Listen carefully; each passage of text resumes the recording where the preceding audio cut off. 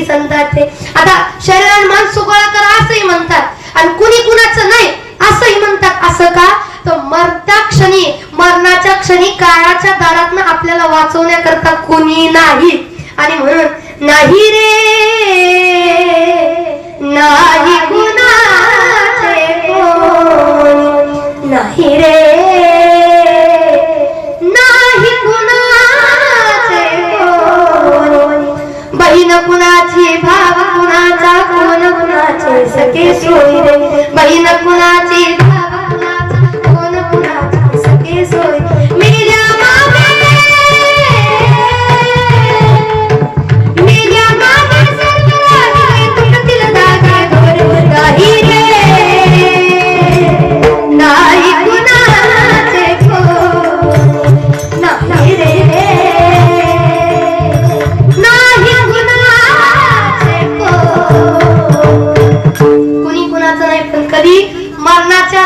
वाचवण्याकरता कुणी कुणाचं नाही. आता कुणी कुणाचं नाही म्हटल्यानंतर पोरं जरा माग तरुण मुलं जरा बसले ते हसायला लागले.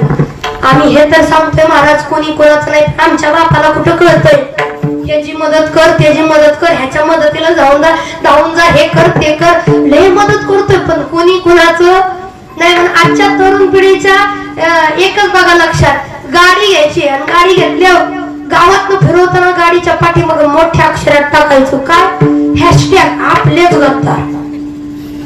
आणि आता महाराजांनी पण सांगितले कुणी कुणाचं नाही आणि मग आपले गद्दार टाकतोय. आताच्या तरुण पोरांचं कळत नाही बघा. तरुण पोरामध्ये हा गुण जरा जास्त आहे. नाही बघायचं गावकी हा लांब राहिली पाहिजे.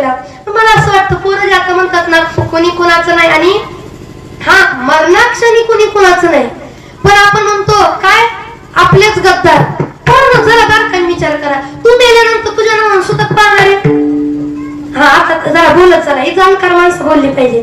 तू मेल्यानंतर तुझ्या नावानं सुतक पाळणार आहे आपलेच. तुझ्या नावानं तुझ्या घरच्यांना चहा पाणी आणून देणार आहे, जेवण आणून देणार आहे, तुला ताटीवर उचलणार आहे, तुला आग लावणार आहे, तू मेल्यानंतर रडणार आहे आपले, तुझ्या नावाचं सुतक पाळणार आहे आपले. सगळेच आपले तर गद्दार कोण आहे मग?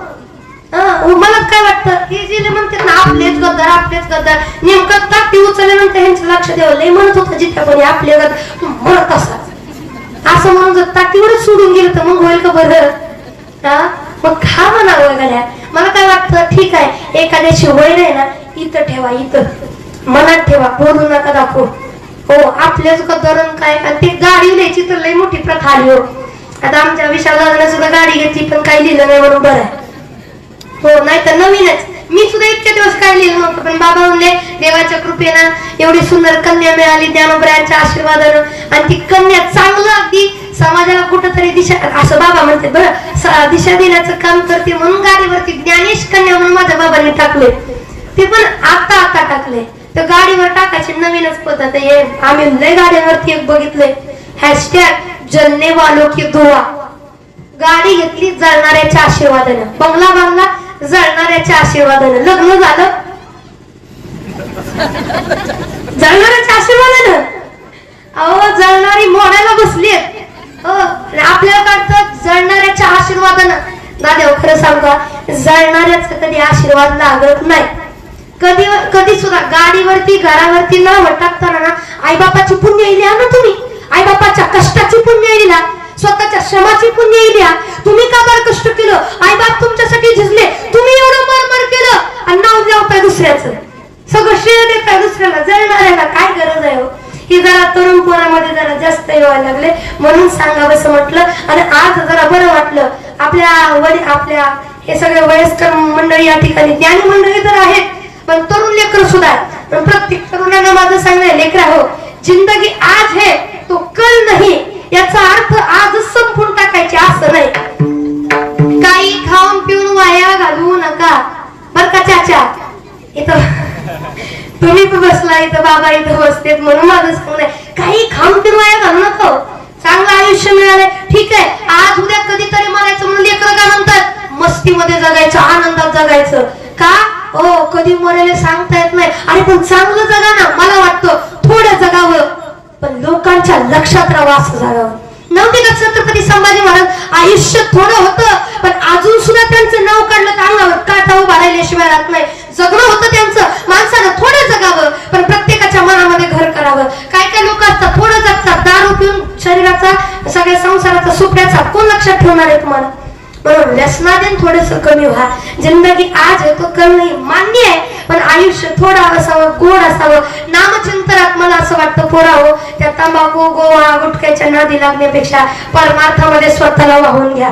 मगाशी ते बाबा लोक यांच्याकडे जरा लक्ष निरीक्षण करत होते, काही एवढे उलशी लेकर आहेत, कसा आनंद घेतात. हेच वय परमार्थाचं आहे. लेकरांना या वयात इथं उभा केलं ना तर या वयात लेकरं चांगली सुधारतात. रांगीला चांगलं लागतं, पण इथं सुधारले तर इथं आले तर बरं का. म्हणून खरं या लेकरांकरता एकदा जोरदार टाळ झाला पाहिजे. बरं आपल्या काय आनंद घेतात. तर ना भाग्यवंत नटे हरी कीर्तनात, अहो एवढा आनंद घेतात. मला वाटतं हे आनंद घेतला लेकरांना घ्यावा. याच्याकरता बाबा काम कोणाचं आहे? तुमचं काम आहे. नातवाला म्हणायचं चल पिंट्या तुला कीर्तन येतो, बस कीर्तनला, तू बी टाळ घेऊन उभा राहा, माझ्या माग काहीतरी माझं नाव कर.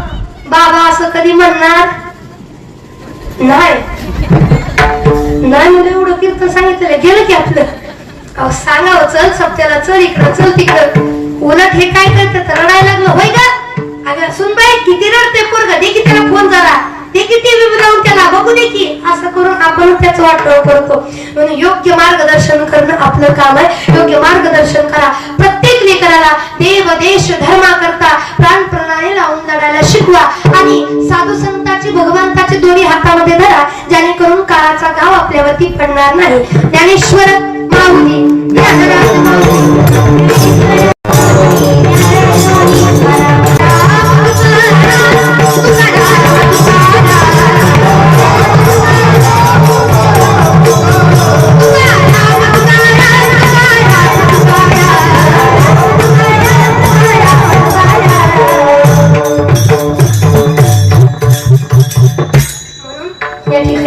प्रत्येक लेकराला योग्य संस्कार द्या, योग्य ज्ञान द्या. आणि या ठिकाणी जर पाहायला गेलं संपूर्ण असणारे देशमुख परिवार आज जेवढे धनाने मोठे तेवढेच मनानं सुद्धा मोठे आणि म्हणूनच अगदी आनंदानं हसत खेळत परिवार आज एकत्र येऊन या माईच्या नावानं करतायत. मी का सांगते वारंवार की लेकरांना चांगले संस्कार द्या, जेणेकरून आपण गेल्यानंतर लेकरं आपली आठवण काढतील. आज ही परिवार आणि ही माई खरंच भाग्यवान आहे. गुणाची लेकरं आणि नातवांडही तेवढी गुणी मिळाली. नातवांड लेकरं तेवढी गुणी मिळाली. त्यांना जाऊन 3 वर्ष झाली तरी त्यांच्या नावानं करतात. सध्या महाराष्ट्रात अशी परिस्थिती आहे, आईबाप असले काय आणि नसले फरकच पडत नाही. मग मला इथं बाबा लोक बसले, इथं माय बसले. आतापर्यंत तुम्ही माझं कीर्तन नाही ऐकलं ना, काही हरकत नाही. आतापर्यंत कीर्तन तुम्हाला नाही कळलं, काही हरकत नाही. पण फुलं वाटत थोडस माझ्याकडे लक्ष द्या आणि गांभीर्यपूर्वक माझं अंतःकरण फार तळमळ आहे माझं सांगणं. एक लक्ष देऊन ऐका. आयुष्यात आपण फार तडजोड करतो, आयुष्याशी फार झगडतो, लढतो, स्वतःच्या पोटाला मारतो, उपाशी राहतो. कितीतरी माया अशा बघितल्या ज्या लेकराचे स्वप्न पूर्ण व्हावीत पण स्वतःच्या स्वप्नाचा गळा घोटतात. लेकराला पुढे जाता यावं, लेकराला पैसे व्यवस्थित पुरावे, लेकराला आयुष्यात सगळं मिळावं म्हणून स्वतःच्या स्वप्नांची स्वतःच्या संस्काराची राखरावणी करताना माईला पाहिले. एखादी साडी आवडली तर ती काय विचार करते, लोक आता यंदा गेला नको, पोराचं शिक्षण, मुलीचं शिक्षण, लग्न सगळं, मग त्याच पैशानं पोरांचं शाळेत टाका येतील. परत कधी ते साडी आवडती साडी परिधान करणार नाही, आवडता दागिना घालणार नाही. इकडं कितीतरी पुरुष मंडळी अशी आपण लेकरा बाळासाठी किती त्याग करतो. ही टोपीवाली माणसं म्हणजे जुना काळ. बाबा जुना काळ आपण पाहिलाय. जुन्या काळात छपराची घर होती, पण त्या छपराच्या घरात सुद्धा चांगलं राहावं याच्याकरता आपल्या आई बापाला आपल्याकरता सोसलं. तेच आपण मोठं झालं आणि मोठं झाल्यानंतर आपलं एक आपल्या लेकरांना काही कमी पडू नये. कितीतरी माय बाप, कितीतरी हा बाबा लोकांना मी लेकरांसाठी उपाशी राहताना पाहिले. तुम्ही लेकरांसाठी उपाशी राहता, पण नेहमी मला प्रत्येकाला एक सांगणं, अरे कोणासाठी कशासाठी करताय? जर प्रत्येक लेकराला प्रत्येक माय बापाच्या कष्टाची जाणीव असेल त्यांच्यासाठी करा की त्यांच्यासाठी जीव वाढवून टाका. पण ज्या लेकराला कष्टाची जाण नाही त्यांच्यासाठी करून काय उपयोग आहे? आज या माईला वाटत असेल खरं बरं झालं मी या लेकरांसाठी काहीतरी केलं, पण माझी लेकरं माझी आठवण काढतायत. पण कितीतरी माय बापाची लेकरं अशी आहेत, अरे झिजले ते आपल्या करता पण तरी त्यांची जाण नाही लेकरांना. आणि कुणासाठी केलं? मी प्रत्येक माय बापाला नेहमी विचारते, कुणासाठी कशासाठी केलं? जर लेकरांना तुमची जाणच नाही. इथं प्रत्येक माझे तरुण लेकर भावांना बसले, सांगू तुम्हाला दादा, ते आपल्याकरता झिजले, ते आपल्याकरता लढले, ते आपल्याकरता मेले. म्हणून जर काही करायचं झालं तर त्यांच्यासाठी करायचं. मी बाकीच्या महाराज लोकांसारखे नाही, तुम्ही बंगली बांधू नका, तुम्ही गाडी घेऊ नका, या मताची मी नाही गरज. बंगला बांधायचा ना, एक काय दोन काय 3 मजली बांधायचा, पण वरच्या मजल्यापासून आई बापाला अख्ख्या गावाला बघितलं पाहिजे तर बंगला घ्या, बांधण्याची शोभा आहे. गाडी घ्यायची ना, भिन्न असतं, साधी सुधी ना, फॉर्च्युनर घ्या, काही माझं म्हणणं नाही, पण त्या गाडीपासून आपला बाप आपली आई चौकात फिरायला लागली तर सगळ्या गावाचं लक्ष आपल्या आईकडे बापाकडे गेलं पाहिजे का? अरे 7 पिढ्याला जमलं नाही ते पोरानं करून दाखवलं. अभिमानाने आपल्या आई बापाचं नाव मिरवलं पाहिजे. पण आजकाल तीच जाण थोडी कमी. कुणीतरी बोललं ऐकायचं, अरे तुझा बाप येडा होता, कसं तरी आम्ही सांभाळ, आम्हाला माहित आहे. अरे तुझी बाई काहीच करत नव्हती, आम्ही काय केलं आम्हाला माहित आहे. आम्ही तुला मोठं केलं, आम्ही कुणी नाही केलं. दादा खरं सांगू, जग बोलायला असतं, पोसायला नाही. आपण आजारी पडलो तेव्हा पोचणार फक्त आपले मायबाप असतात. म्हणून करायचं झालं तर त्यांच्यासाठी करावे. बघणं बांधायचं, बांधायला गाडी घ्यायची घ्या ना, त्यांच्यासाठी घ्या. झिजले ते आपल्या करता. या माय बापाचा सापळा आहे ना, नुसतं सापळा. अगदीच महिन्याभरापूर्वीची गोष्ट, बाबा असेच बाबा आमच्या इकडचे बाबा होते. ते वारल्यानंतर आम्ही त्यांना पाहिलं गेलो बाबा, आणि पाहायला गेल्यानंतर अंगात नुसतं सापळा, त्यांच्या हाड नुसती दिसत होती, मांस म्हणून कुठं पाहायला नाही. आणि ते पाया पडून बाजूला होतो ना, पण अग्नी द्यायच्या आधी पाया पडायला सवय जात होती. आम्ही पाया पडायला गेलो, माझ्या नकळत डोळ्यामध्ये पाणी आलं. का कसं का असं, माणूस म्हणून चांगला होता. परिस्थितीने बदलला, थोडं काळ गेल्यानंतर बदलला, वाईट बोलायला लागला, आपल्याशी नाही बोलायला लागला, तो त्याच प्रश्न आहे म्हणे. पण माणूस म्हणून चांगला होता, एकेकाळी गोड बोलत होता. रडू आलं बाबा, अंगाचं कातड गेलं होतं, अंगाला मांस नाही, नुसती हाडं शिलो होती, हाडाचा सापळा होता. मी त्यांच्याकडे पाहून बाजूला उभा राहिलो, मनामध्ये एकच वाटलं, कोणासाठी केलं, कशासाठी केलं एवढं? अंगाचा सापळा जाईपर्यंत, अंगाचा कातड जाईपर्यंत झिजला. वयाचं 80 ओलांडली त्यांनी, पण लेकराचा संसार करायचा सोडला नाही. कोणाच्या दारात खुडकी जरी आणायची म्हटलं तर आणणारच का? माझ्या पोराची येते 80 वय झालं तरी पोराचा संसार करायला सोडलं नाही. आणि त्या पोराच्या शेजारी मी उभा होते, अक्षरशः पोराच्या डोळ्यामध्ये एक पाण्याचा थेंब नाही. पोराच्या डोळ्यात एक पाण्याचा थेंब नाही. तेव्हा त्या जळणाऱ्या चितेकडे पाहून एकच वाटलं, कुणासाठी कशासाठी केलं? जर तुमच्या पोरांना तुमची जाणच नाही, आपल्यासाठी किती झिजले, आपल्यासाठी किती मरले, आपल्यासाठी किती लढले, याची जर त्यांना जाणच नाही तर कुणासाठी केलं रे? कशासाठी केलं? विचार जरा स्वतःला. कितीतरी आई बापाची हालत अशी आहे, लेकरं जेवढी कुत्र्या मांजराला किंमत देते तेवढ्या आई बापाला किंमत नाही. घरामध्ये काही खायच्या तेव्हा वाटतं कशासाठी हो? पोरांच्या डोळ्यामध्ये पाणी नाही, पोर रडत नाही, पण तेवढ्या गर्दीमध्ये महाराज त्या पोरांची भांडणं लागली.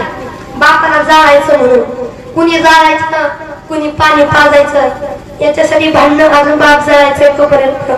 मग आयुष्यात काय कमवलं तुम्ही?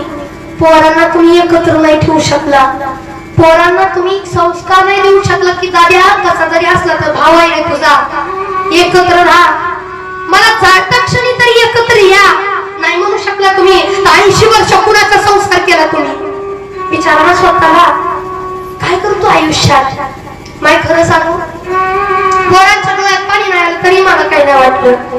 माझं तेवढ्या घरी बायकामध्ये लक्ष होतं माझं की कुठून तरी पोरगी रडेल. आई बापासाठी पोरगी रडणार नाही, ती पोरगी कसली हो? पायांना रडू येतं, सगळ्यात जास्त रडू येतं का? तिला माहित असतं की माझ्या आई बापानं 20 वर्ष मला अंगणामध्ये सांभाळलं आणि एका परक्याचं धन करून टाकलं, पण दुसऱ्याच्या दारात देताना किती कसपा खाल्ल्यात माझ्या आई बापानं मला माहित आहे. हे माहित असतं प्रत्येक लेकीला, रडू येते लेकीला, तिला आतुरता लागलेली असते. म्हणून प्रत्येक माझ्या ताईला माझं सांगणं आहे की तुम्हाला आई बापासाठी रडू येतं, तुम्ही भाग्यवान आहे. नसेल तर विचार करा, त्यांनी किती केलं आपल्या करता. तुझ्या लग्नात पळपळ पाळणारी तुझी माई होती, तुझ्या करता झिजणारा तुझा बाप होता, पण तरी त्यांची दया माया येत असेल तर कुठं चालूय आपण? सांगू, माय बापाचं लेकीचं नातं लय घट्ट असतं, आईचं लेकीचं नातं लय घट्ट असतं. पण बसणाऱ्या सगळ्या माझ्या तायांना सांगणंय, आपलं आईचं नातं लय घट्ट असतं. म्हणून आई आहे तोपर्यंतच माहेरात जायचं असतं, तिथनं पुढे नाही जायचं लेकीला माहेरात. का? कारण आई गेल्यानंतर माहेरात मिरवता येत नाही मिरवता येत. बघा ना, आई असताना गेला, साधी दारातली कुंडी जरी दिसली, आई मला कुंडी आवडली, मला न्यायची म्हणलं की आई म्हणजे घेऊन जा. इथं कुणाच आहे? वांगी, मिरच्या, बटाटे, टोमॅटो सगळ्याचा वाण लेकीला देऊन टाकते. इथं कोण खाणार आहे? हे म्हणणारी प्रत्येक क्षणाला आई आहे. माहेरात जाऊन बघा, आईला गेल्यानंतर तुम्हाला जाणीव होईल आई नसलेल्याची.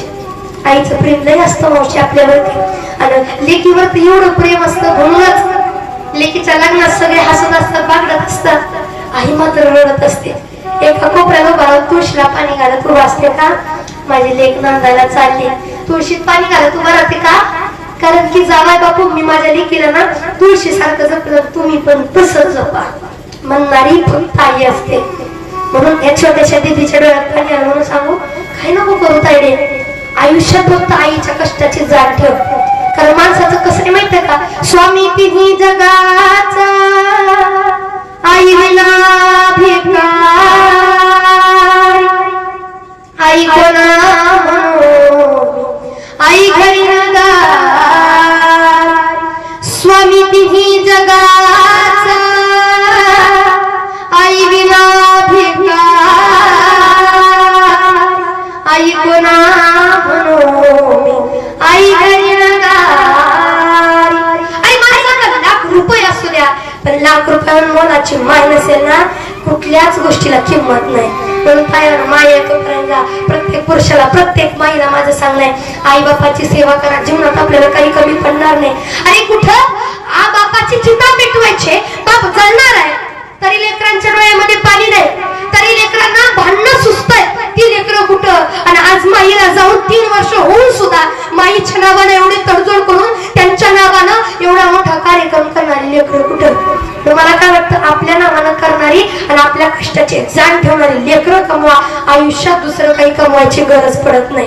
पण असणारे आपले संपूर्ण देशमुख परिवार आज माईच्या नावानं करतायत, द्यावेत तेवढे धन्यता या परिवाराला थोडी आहे. एकच म्हणेल, एकत्र राहा, एकत्र येऊन आज माईच्या नावानं करत राहा. आणि माईचा आशीर्वाद आपल्या देशमुख परिवारावरती कायम राहो. आणि देशमुख परिवार हसत खेळत आनंदात नेहमी राहो. आणि या देशमुख परिवाराची नजर आमच्यावरही नेहमी राहा, एवढीच या ठिकाणी म्हणेल गड्या. तर फार प्रेमाचं परिवार. आणि या परिवारामध्ये सासू सुनेचं नातं कसं असावं परिवारामध्ये दिसतं बरं का. आम्ही अनेक ठिकाणी जातो बाबा, अनेक ठिकाणी गेलं ना, सासूच वाटते, सूनच वाटते. पहिलं घर असं आहे जिथं सासू आई वाटते आणि सुना लेकी वाटतात. हो, एवढं जर प्रेमाने आपुलकीने फुलवलेलं परिवार आहे. आणि म्हणून भावाभावात एक आमचे विशाल दादा दोघं अगदी भावाभावात एवढं फक्त हे एकी राहू द्या. आयुष्यात तुमची एकी असेल ना, जगा दुनियाने तुमच्या नावानं किती कारस्थानं करू द्या, तुमच्या केसाला धक्का लावायची हिंमत होत नाही कोणाची. आपली एकी असेल तर पण आपली माणसं जपा, एकत्र राहा, माय बापाच्या कष्टाची जाणीव ठेवा. ज्यांना आपल्या कष्टाची जाण आहे त्यांच्यासाठी जीव वाळून टाका आणि सत्कर्म करा, भगवंताचं भजन करा. जीवनात आपल्याला काही कमी पडणार नाही. बराच वेळ आपला घेतला त्याबद्दल क्षमस्व. झालेली सेवा माईच्या चरणी, सर्व माय बापाच्या टाळकरी मंडळी, या ठिकाणी श्रोते मंडळी, गायनाचार्य, मृदुंगाचार्य, सावसृष्टीवाली दादा, काका, या ठिकाणी असणारे दादा, संपूर्ण मंडळी सगळ्याचे मनापासून आभार. नजर चुकीने कोणाचं नामोल्लेख राहिला तर क्षमस्व. झालेली सेवा या ठिकाणी साधू संतांच्या गुरुवारी बाबा माझे वडील तुम्हा सर्वांच्या चरणी समर्पित करून सेवेला पूर्णविराम. विठ्ठल जय जय.